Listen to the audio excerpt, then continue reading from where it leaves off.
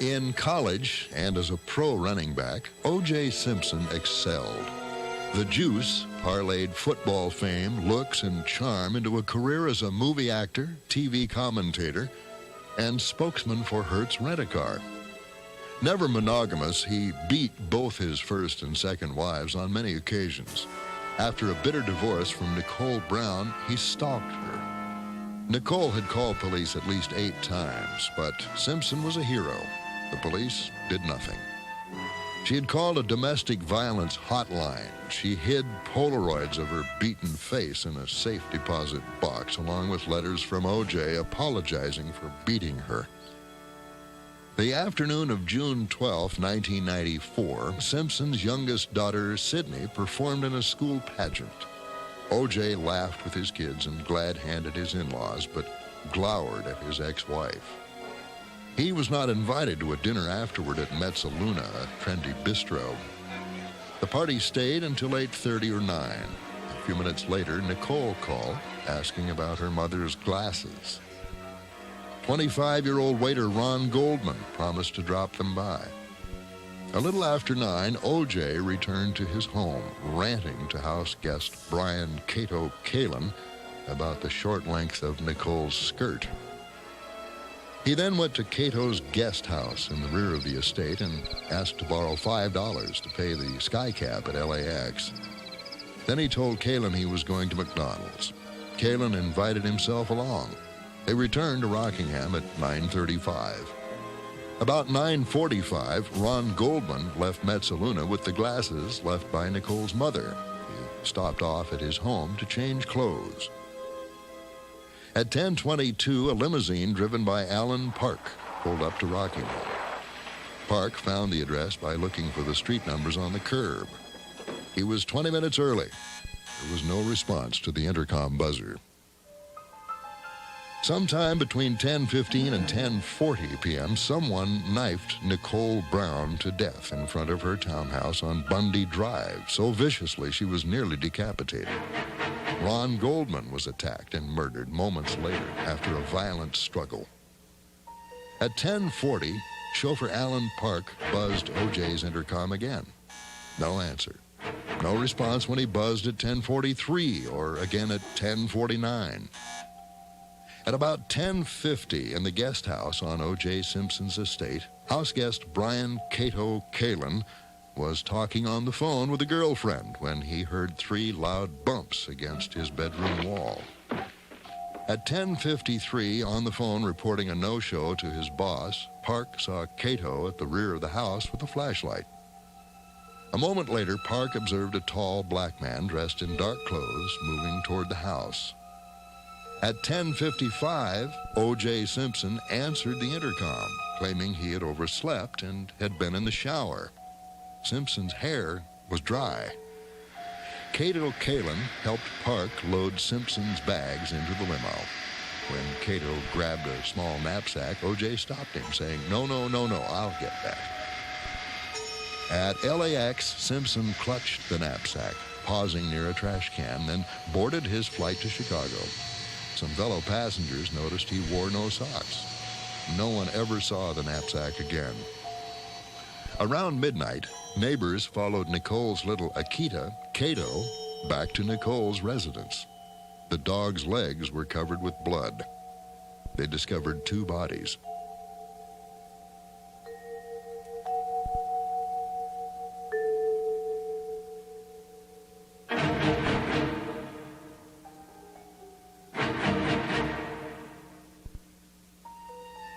Uniformed cops closed off the crime scene. They noted the bodies, the blood, and certain clues. A single brown leather glove, a pair of glasses in an envelope, a dark knit cap. At 5:30 a.m., detectives drove to O.J.'s home to notify him of Nicole's death and that his kids were at the station in protective custody.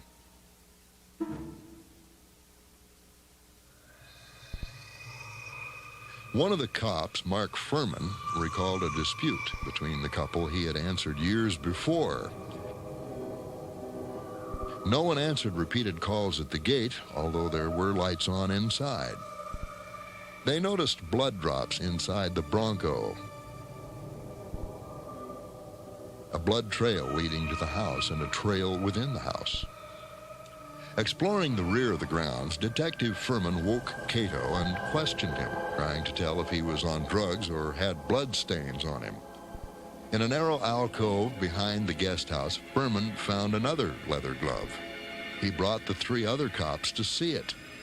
It matched the glove at Bundy. In his Chicago hotel, Simpson received a call from L.A. police notifying him that Nicole was dead. O.J. expressed shock, but never asked the question almost invariably asked by the next of kin, how did it happen? O.J. took the next flight back. He spent most of the time on his cell phone, talking to his lawyer. Questioned by veteran detectives Phil Van Atter and Tom Lang, O.J. could not explain the cuts on his fingers. He sounded upbeat, kidding with the cops. Police used common sense coupled with a linkage theory developed by forensic scientist Dr. Henry Lee of the Connecticut State Crime Lab. The linkage connected the victim, crime scene, evidence, and perpetrator. Blood at the scene was obviously that of Nicole Brown Simpson and Ronald Goldman. Blood in the Bronco parked askew at his curb was a combination of both victims plus Simpson's own. Police found 1 bloody glove at Bundy and the mate behind the guest house. Blood on this glove showed DNA of O.J., Nicole, and Ron Goldman. The knit ski cap found near Ron Goldman's body had fibers identical to those from the Bronco. Stuck to Ron's bloody shirt was a head hair which matched O.J. Simpson's. At Bundy, police found a distinctive shoe print in the blood, a size 12 Bruno Molly, expensive, extremely rare.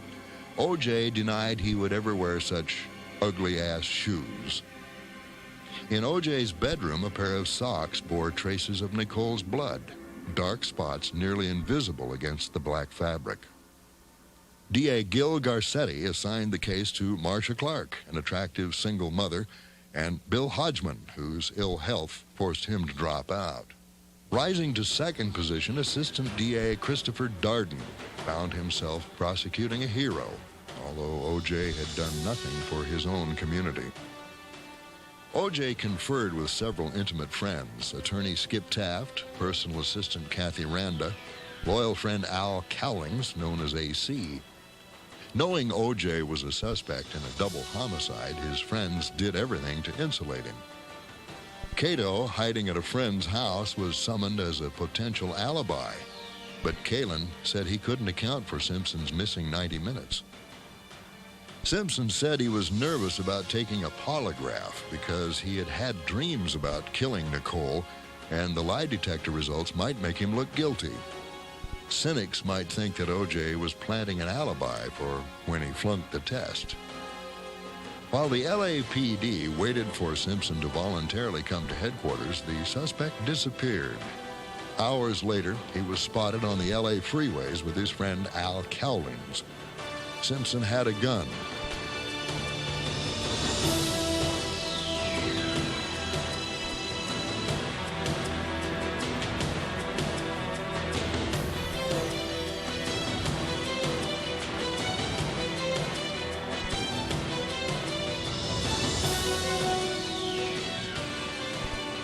Networks broadcast the slow-speed chase across America, a bizarre, real-life, prime-time adventure.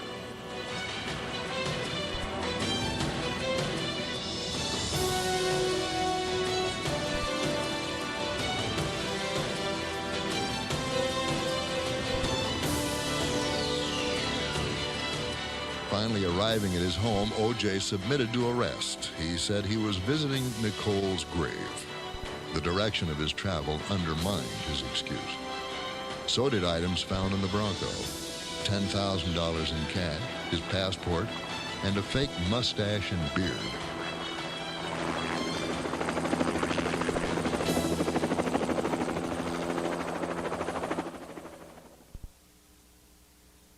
Simpson assembled the so-called Dream Team, lawyers with distinct talents and conflicting agendas.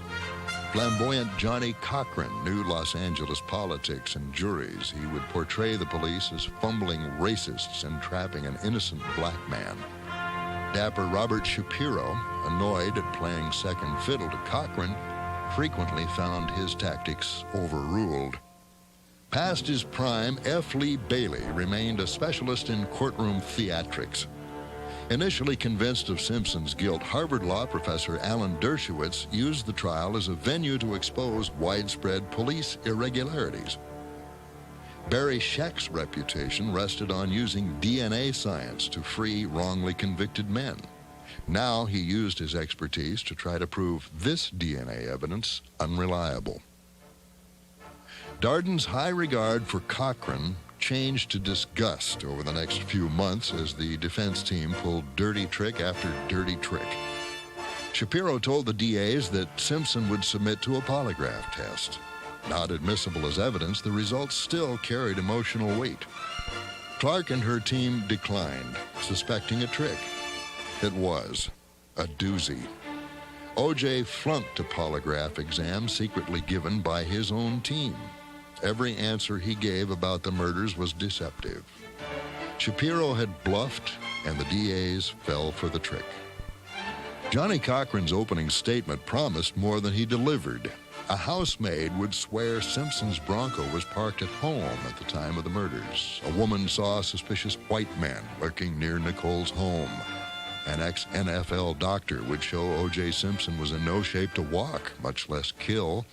A neighbor would prove the murder timeline incorrect. Housemaid Rosa Lopez had obviously been coached, pretended not to understand questions, and contradicted herself. Testifying outside the presence of the jury, she vanished into obscurity.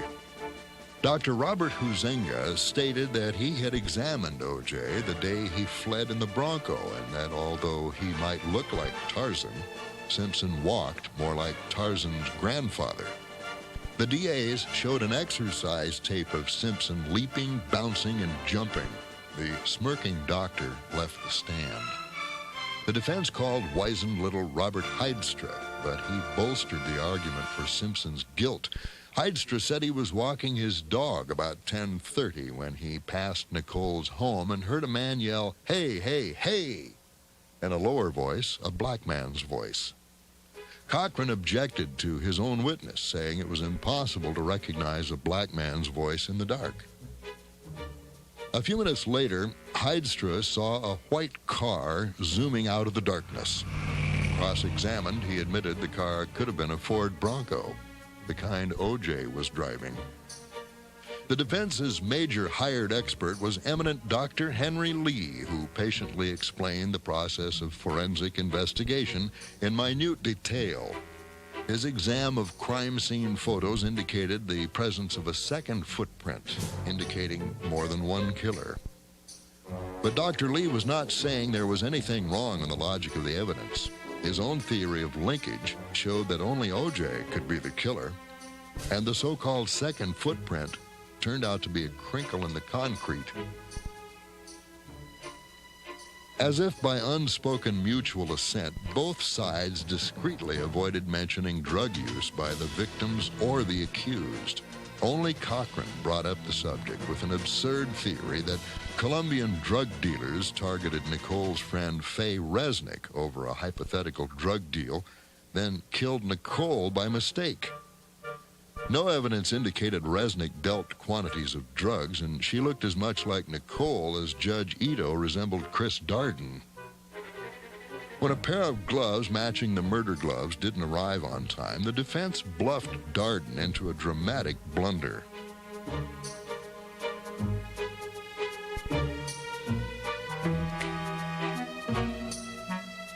Simpson was told to slip the murder gloves onto his hands in front of the jury.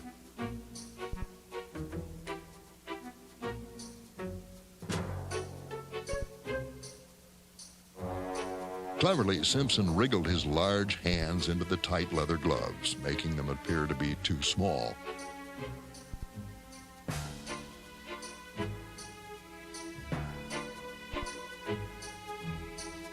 That cued Cochran's closing mantra. The leather gloves had shrunk in the testing process, and latex inner gloves on O.J.'s hands made them even tighter. Video clips of Simpson showed that an identical pair of gloves were also tight. But the damage was done. There was a mountain of evidence, perhaps too much for the jury. Scientific testimony seemed to drone on forever. More damaging was perjury by Mark Furman. Grilled by F. Lee Bailey, he denied he was a racist, planting evidence or overstepping the law when he entered O.J.'s yard the night of the murder. Later evidence showed that Furman had used the word within the last 10 years. He had spun exaggerated cops and robbers' tales on tape for would-be screenwriter Laura Hart McKinney, affecting a hard-bitten racist identity like a Joseph Wambaugh character. Whatever the explanation, Furman had lied on the stand, which cast doubt on anything he or other cops said. The trial consumed 372 days. The exhausted jurors took less than 2 hours to return a verdict.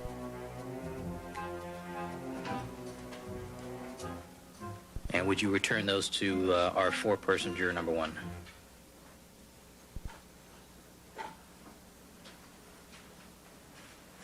All right, Madam Foreperson, would you please open the envelope and check the condition of the verdict forms?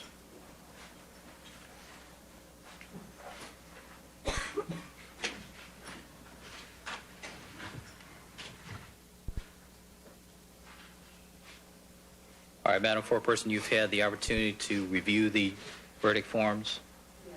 Are they the same forms that you signed, and are they in order? All right, would you hand those, please, to Deputy Trevor? And you have signed and dated those verdict forms indicating the jury's verdict? Yes. All right, thank you.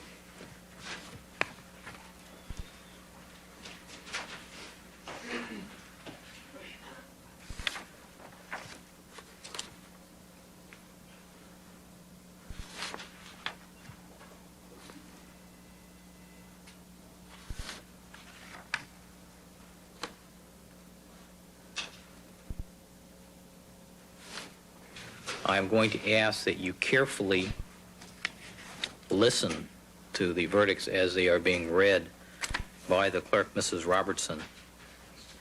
As after the verdicts have been read, you will be asked if these are your verdicts. And I would caution the audience during the course of the reading of these verdicts to remain calm, and that if there is any disruption during the reading of the verdicts, the bailiffs will have the obligation to remove any persons disrupting these proceedings. All right, Mrs. Robertson.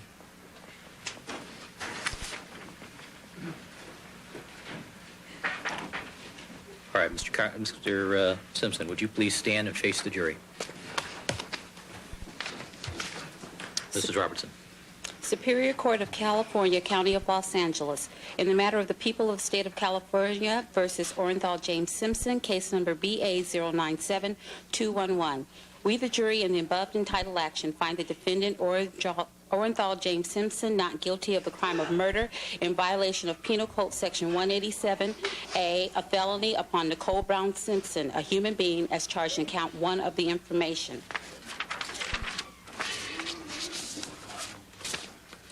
Superior Court of the State of California, County of Los Angeles, in the matter of the people of the State of California versus Orenthal James Simpson. We, the jury, in the above entitled action, find the defendant Orenthal James Simpson not guilty of the crime of murder in violation of Penal Code Section 187A, a felony upon Ronald Lyle Goldman, a human being, as charged in count 2 of the information. We, the jury, in the above entitled action, further find the special circumstance that the defendant, Orenthal James Simpson, has in this case been convicted of at least one crime of murder of the first degree and one or more crimes of murder of the first or second degree to be not true. Signed this second day of October 1995, Juror 230. Ladies and gentlemen of the jury, is this your verdict? So say you one, so say you all. Yes. All right, counsel, Mr. Simpson, would you be seated, please? Let's have it quiet in the courtroom, please. O.J.'s glee was matched by Robert Kardashian's look of shock. By then, even he believed O.J. to be the murderer. National reaction to the verdict was split along racial lines. White trial watchers were dumbfounded and furious at the miscarriage of justice.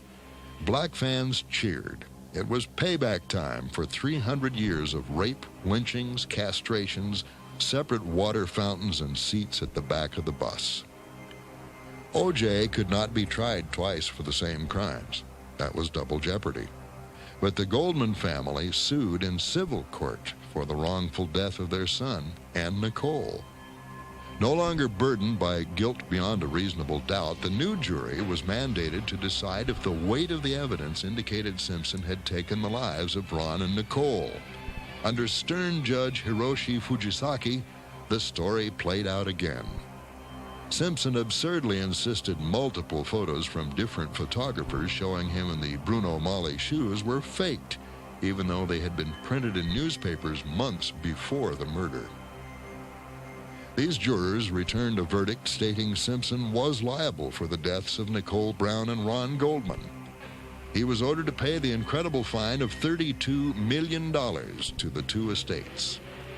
Still asserting his innocence, Simpson announced he would spend the rest of his life looking for the real murderer.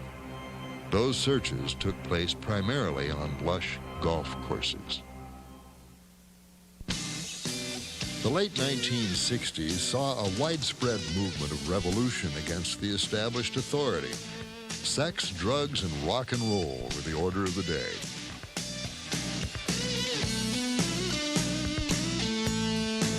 In addition to having fun, the generation of children born after World War II wanted to change the world into a better place.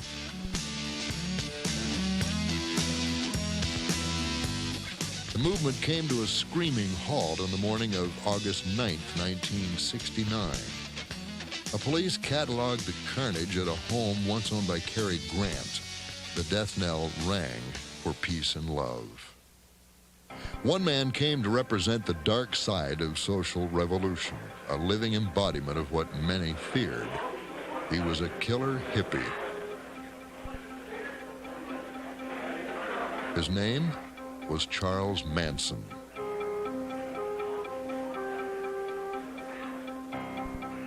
Grandson of a psychotic alcoholic, bastard son of a prostitute, Manson spent most of his life on the streets, on the run, or incarcerated.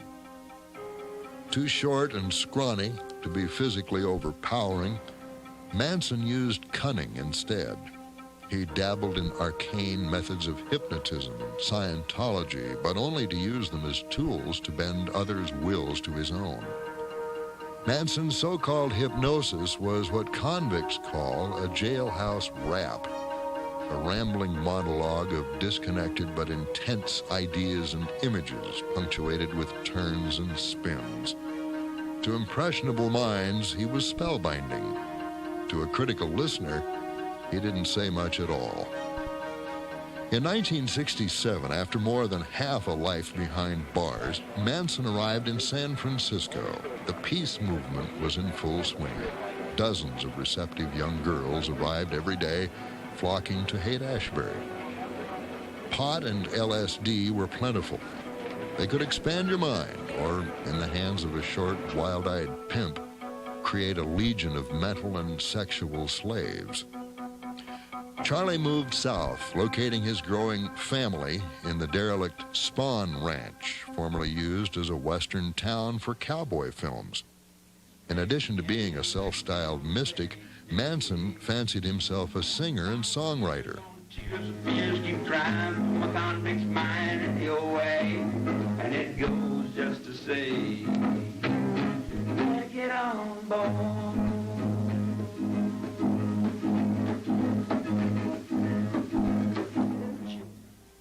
His crude musical ability never got him anyplace, but his ability to provide drugs and girls made him bearable to borderline celebrities like Terry Melcher, son of producer Marty Melcher and actress Doris Day. Manson gathered around him a constantly changing group of followers, filling their minds with pseudo-mystic mumbo-jumbo. Living communally at the Spawn Ranch, the group called themselves The Family and lived off panhandling, petty theft, and eventually reselling stolen cars. Manson lectured to his followers, likening himself to Jesus, God, Satan, and anything else that crossed his mind. Isolated from families and past lives, the followers began to believe Manson. On the night of August 8th, Manson ordered a small squad of drug-addled commandos to attack the occupants of the former home of Terry Melcher. It didn't matter who lived there. They were rich, and that classified them as pigs. Charles Tex Watson was the leader, although he would later deny this. Accompanying Watson were Leslie Van Houten, Susan Atkins, and Patricia Krenwinkel, with Linda Kasabian as a lookout. At the address Manson gave them on Cielo Drive in the Hollywood Hills, they shot a teenager, Steve Parent, as he sat at the wheel of his car. The group then went inside the house and terrorized the 4 people within. Wojtek Frykowski was shot in the back, pistol whipped so badly he had 13 dents in his skull, then stabbed 51 times. Abigail Folger, heiress to the Folgers coffee fortune, was stabbed so many times her white nightdress turned bright red. She managed to stumble onto the lawn before she expired. Hairstylist Jay Sebring was tied together with Sharon Tate. The rope looped over a beam in the front room. Sharon Tate was 8.5 months pregnant and pleaded for the life of her baby. She was stabbed with a bayonet at least 16 times. Susan Atkins then tasted the blood of her victim. At first, police charged William Garrettson, caretaker, who lived in a small house at the rear of the estate. The 19-year-old couldn't explain why he hadn't heard screams the night before. The next night, Charlie sent his group out on a second mission. Leave a message, he told them. Something witchy. Gino LaBianca lived in a Spanish-style home near Griffith Park with his wife Rosemary. He had no connection to the Tate house or the people in it. The only mistake LaBianca and his wife made was to think their home was safe. The murder mob easily broke in and killed the couple. The word war was carved into LaBianca's chest. A carving fork was stuck in his stomach. His wife had been strangled. On the walls, the killers had written, "Death to pigs." And on the refrigerator, "Helter Skelter." Since the LAPD already had their suspect in custody, they refused to acknowledge the obvious connection. Actually, the homicides are not connected. I think the public and a lot of the media picked out the fact that they were similar in nature, possibly because of the blood and the inscriptions. But this is rather a common type of thing in homicides. We've had many cases before where the suspect is written in blood or in lipstick or various things of that nature. The lawyers for William Garrettson got him released and exonerated, but the pieces of the puzzle remained baffling. Their next best suspect was Sharon's husband, who was out of the country at the time of the murders. As a director, Roman Polanski specialized in weird films, invoking an aura of sex and insanity. The plot of his parody, The Fearless Vampire Killers, placed Sharon in the midst of a cult of fiends in a luxurious castle. 2 men on a vampire hunt. Simple? They certainly are.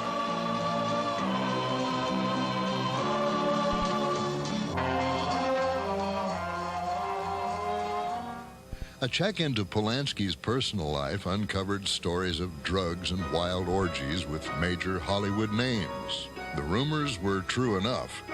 Polanski's friend from film school, Wojtek Frykowski, considered himself a director but made a living selling drugs. His girlfriend, Abby Folger, was typical of heiresses in any era, disorderly, unlimited by middle-class morality.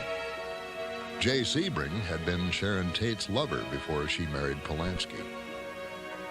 With friends like Jack Nicholson and Hugh Hefner, Polanski suffered guilt by association. He had had his share of horror during his youth. The Polish-born director had barely escaped torture and death by the Nazis as a child.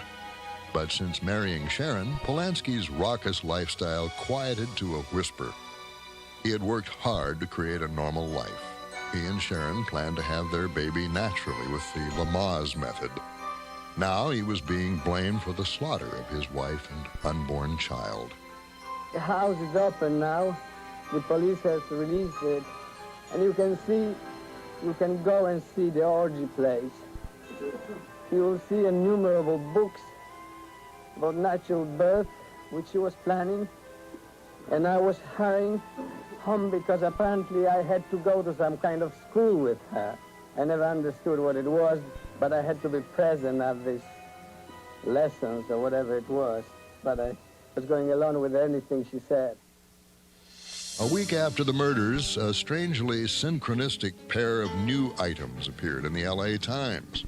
Beside an article wondering who killed Sharon Tate was a small item about a gang of auto thieves arrested at Spahn Ranch. It was the Manson family, but the entire group was released within 48 hours because of an improper search warrant. A ranch hand at Spahn, Donald Shea, known as Shorty, got into a major fight with Manson when the group returned. Manson accused him of calling the police. Shorty was never seen again. Manson and his followers left for the desert. The family never questioned life without electricity, running water, or food.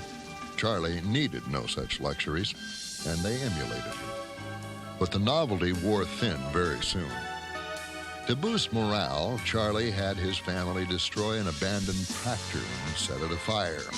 Some of the lesser believers escaped, telling police of Manson's rages and threats against speaking out. Rangers and police rounded up the remaining members of the group. As usual, Manson hid from police, this time under a sink. When police found stolen vehicles nearby, the gang was sent into Indio County Jail. In custody, Susan Atkins mentioned several facts of the Tate LaBianca killings to a cellmate. Transferred to L.A., she recounted the entire murder for police in a breezy, offhand manner.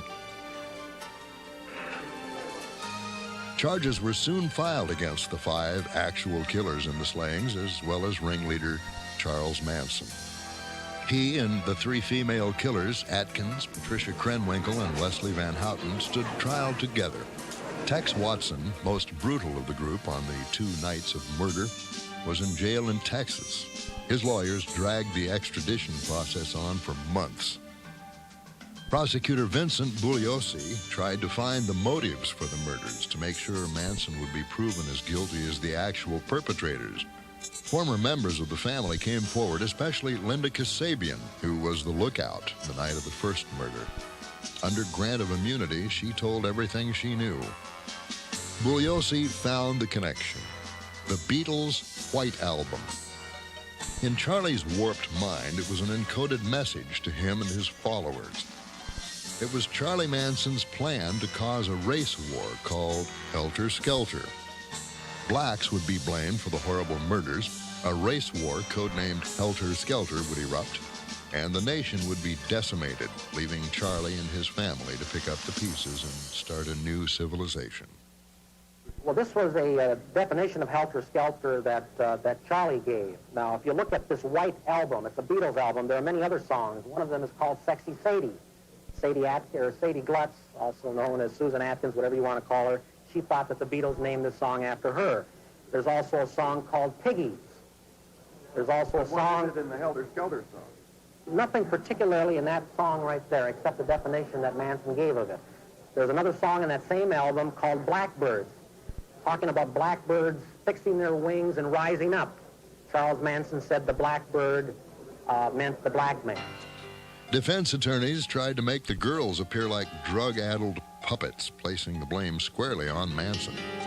Bizarre behavior didn't help convince anyone. They acted independently. When Charlie carved a martyr's cross in his forehead, the girls did the same. Charlie cut off his hair to show society he was a condemned prisoner, and the girls followed suit. Loyal family members outside the court chanted, staged sit-down strikes, and railed against the system they perceived as unfair, making a martyr of a peace-loving man. In court, Charlie spouted off as well, answering reporters' questions in his usual fashion. I don't accept the whole situation. You know, like I was in the desert minding my business. This confusion belongs to you. It's your confusion. I don't have any confusion. I don't have any guilt. I know what I've done, and no man can judge me. I judge me. What have you done, Charlie? I've stayed in the desert and run with the coyotes and ate off the plants and found out you could live out there without this society. And that's where I'd like to go live, you know. But you won't let me go, will you? You don't owe anything to society? Pardon? You don't owe anything to society now? Owe them anything? I've paid them 22 years of my life. You know, I'm the other end of your society. You know, so you can ride your bicycles and do your thing. I live in your reform schools and your orphanages. I'm not against you. I'm not against you. President Richard Nixon nearly caused a mistrial when he referred to Manson as being guilty long before the case was over. Headlines repeated the charge across the country. Manson smuggled a copy of the LA Times into the court, waving it at the jury. The members of the jury denied to the judge that they had seen it or that it would affect their decision. The case dragged on for 9.5 months, the longest and most expensive murder trial in the U.S. to that time. In the end, they were all found guilty. In 1975, Manson family spokeswoman Lynette Fromm, called Squeaky by the family, tried to shoot President Gerald Ford in San Francisco. Luckily for him, the gun didn't go off. Unluckily for her, she was caught. Charlie Manson denied any responsibility. From prison, Manson became the leader of a bigger cult, a cult of personality. A younger generation glorified him as an anti-hero. Rock singer Marilyn Manson took Charlie's name out of misplaced veneration. Charlie Manson and his followers appear regularly before the California parole boards. Just as regularly, prosecutor Vince Bugliosi and members of Sharon Tate's family testify against them. The killers remain behind bars. I feel good feelings towards everything. I feel no bad. I know no bad. Psychopathic people, as I understand it, are people who have no feelings, have no understanding when they're doing something wrong or don't care, live by their own rules. And for the most part, that's absolutely the antithesis, the opposite of what I really am in real life. Sunset and Hollywood boulevards evoke glamour, wealth, and fun. The rock clubs, the trendy restaurants, the fashionable hotels. But at night, a man could get anything he wanted. Yolanda Washington worked the scene. Her nude body was found on October 17, 1977, on a hillside near Forest Lawn Cemetery. She had been strangled with a piece of cloth. The murder of a hooker was not news. Even the autopsy was routine, with one exception. She had evidently had sex with 2 men before her death, one of whom was a non-secretor, a rare trait in which no blood appears in the sperm. The next month, another hooker turned up nude and strangled, a 15-year-old runaway named Judy Miller, who had also been working Hollywood Boulevard. She also showed evidence of sex with 2 men, one of whom was a non-secretor. 5 days later, a third nude strangled body showed up, this time on a golf course, 20-year-old Linda Caston. Within a month, there were 7 more victims. The first 2 were hookers, Jill Barcob, 18, and Kathleen Robinson, 17. 20-year-old art student Christina Weckler was found on a street corner. Dolly Cepeda and Sonia Johnson were found nude on a garbage dump. They were 12 and 14 years old. They had both been raped, sodomized, and strangled. The murders were becoming more gruesome. Jane King, 28, was found in bushes off the Golden State Freeway in the same area. Lauren Wagner, 18, was last seen being abducted by 2 men, one an older, bushy-haired man who appeared Latin, and a young man with acne scars. The Glendale and Los Angeles police joined forces with the sheriff's department, forming a task force. But in a massive area connected by freeways, hunting the murderer was a daunting task. The terrified public knew the killer as the Hillside Strangler, but the police knew they were looking for a two-man team. Still, their list of suspects had 8,000 to 9,000 possible names of known or suspected sex offenders. The corpse of 17-year-old call girl Kim Martin was found in a vacant lot on Alvarado Street. Her service listed her last destination as the Tamarind Apartments nearby. A resident told police he had heard screams in the night. His name was Ken Bianchi. In February 1978, police found a Toyota halfway down a cliff in Los Angeles National Forest, a 15-minute drive from the other Strangler locations. In the trunk was the naked body of 20-year-old Cindy Hudspeth. She, too, had been raped, and she had lived opposite victim number 6 in Glendale, California. Police know serial killers don't just stop. No further bodies showed up on Glendale hillsides. That told the task force that the killers had either been arrested on some other charge, they were dead, or they left the area. Far north in the small town of Bellingham, Washington, 2 young women were found strangled. The boyfriend of one said a security guard offered Karen Mandick and girlfriend Diane Wilder $100 to house sit. The security guard calmly told police he knew nothing about the girls or the offer. His name was Kenneth Bianchi. He said he'd recently moved from the L.A. Glendale area. He gave his former address as the Tamarind Apartments. Stolen property from the girls and the house linked Bianchi to their deaths. He denied everything. Kenneth Bianchi was the 27-year-old illegitimate son of a New York prostitute, given up for adoption at birth. A clever liar and habitual thief, he also studied police techniques, a habit many serial killers have found useful. Under hypnosis, examiners regressed Bianchi to his childhood. His hypnotic memories contained violent abuse of him by his mother. My mother is a loving person. She goes overboard. Punishment that she went through, they were really just really stern. I remember she put my hand over the fire once on the stove. Child abuse often lays a foundation for adult criminal behavior.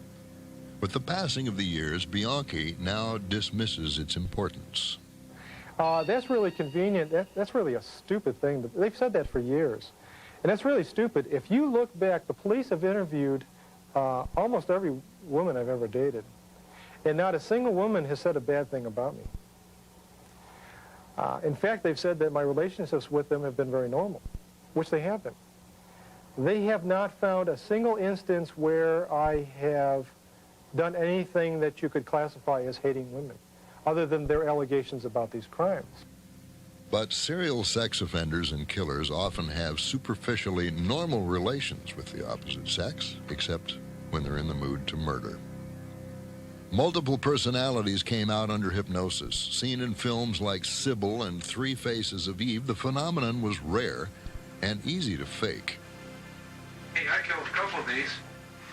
I killed those broads, you know, to smarten him up, to show him that he couldn't push me around.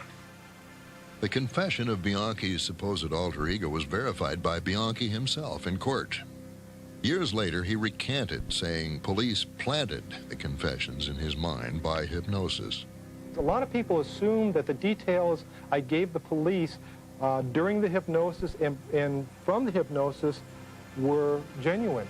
As it turns out, and as is explained in my book in detail, a lot of the details I gave the police are untrue, have turned out to be totally untrue, but the police don't seem to care. All they care about is they got a confession, they got a conviction, case closed. Bianchi incriminated his cousin Angelo Buono, who lived in Glendale, making his living as an upholsterer and a pimp, taking sadistic glee from debasing women who worked for him. Together, Buono and Bianchi matched the description of the 2 men spotted with victim 9, Lauren Wagner.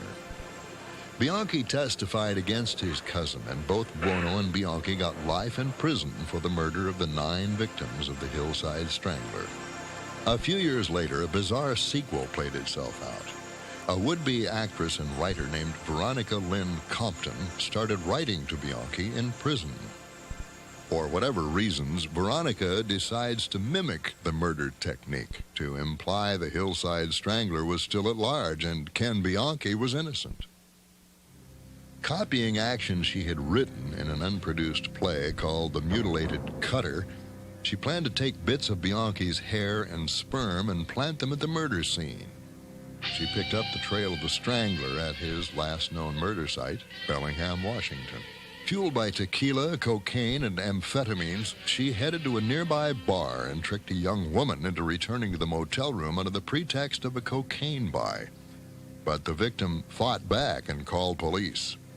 Veronica Compton was quickly apprehended and brought to justice. At her trial, she disclaimed responsibility, denying everything. She was sent to state prison for attempted murder. A few hundred miles east, Kenneth Bianchi sat out his life sentences in Walla Walla State Prison, denying he had anything to do with her bizarre plot. Bianchi's life changed in a number of ways in prison. He got married, became a born-again Christian minister, and wrote a book explaining his side of the Hillside Strangler case. No publisher has been interested. Of course, Kenneth Bianchi continues to deny he was the Hillside Strangler. I did not commit any murders at all. Sulking 17-year-old Charlie Starkweather caught a lot of smirks and insults in Lincoln, Nebraska. Red-haired, 5'2", bespectacled and bow-legged, Charlie patterned himself after movie idol James Dean, who died in a car crash 3 years before in 1955. Charlie copied Dean's manner, his hairstyle, even Dean's way of dangling a cigarette coolly from his lips. He dropped out of high school, but work as a garbage man was just as bad. He carried a rifle with him everywhere, spewing profanity at total strangers from his truck. The only time Charlie seemed happy was with Carol Ann Fugate. Girls his own age thought he was too short, but 14-year-old Carol Ann understood him, even if her parents didn't. She was a rebel, too. Carol Ann frequently told her mother to go to hell. In later years, Carol Ann claimed the relationship was rocky. The teenage garbage man blew his cool on December 1st, 1957. He robbed a gas station in Lincoln, abducted attendant Bob Colvert, and drove the 21-year-old man into the wheat fields and shot him in the head. He kept his secret for 7 weeks, amused at police inability to find the culprit. In January, he drove out to see Carol Ann, but only her mother, Velda, and Carol's stepfather were home. They told Charlie to put his .22 caliber rifle away. Charlie shot them both to death. Carol Ann showed up a little bit later, in time to see Charlie strangle her 2-year-old sister and stuff her body in a cardboard box. Carol Ann decided she'd watch TV, and Charlie made some sandwiches. He put a sign on the front door that said, "Stay away, everybody is sick with the flu." They hung out together in the death house for 6 days. Neighbors and relatives started to get suspicious, so the teenagers split.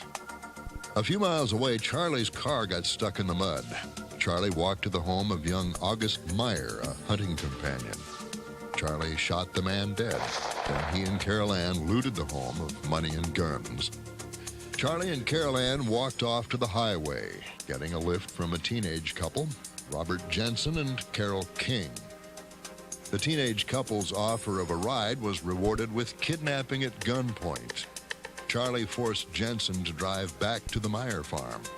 While Carol Ann waited in the car, Charlie shot Jensen in the head 6 times, then raped and murdered Carol King. Jensen's 1950 Ford was okay, but Charlie wanted to trade up.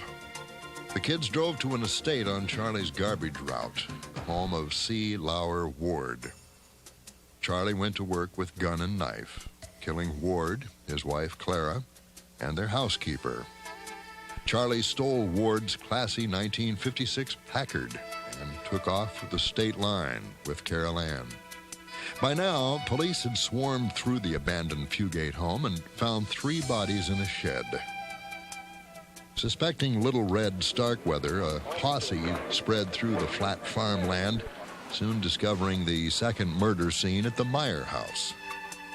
By the discovery of the 3rd multiple murder at the Ward home, 1,200 police and 200 National Guardsmen were on the lookout for the teenage killer. Charlie Starkweather and Carol Ann Fugate had slipped through the cordon hours before and driven west into Wyoming.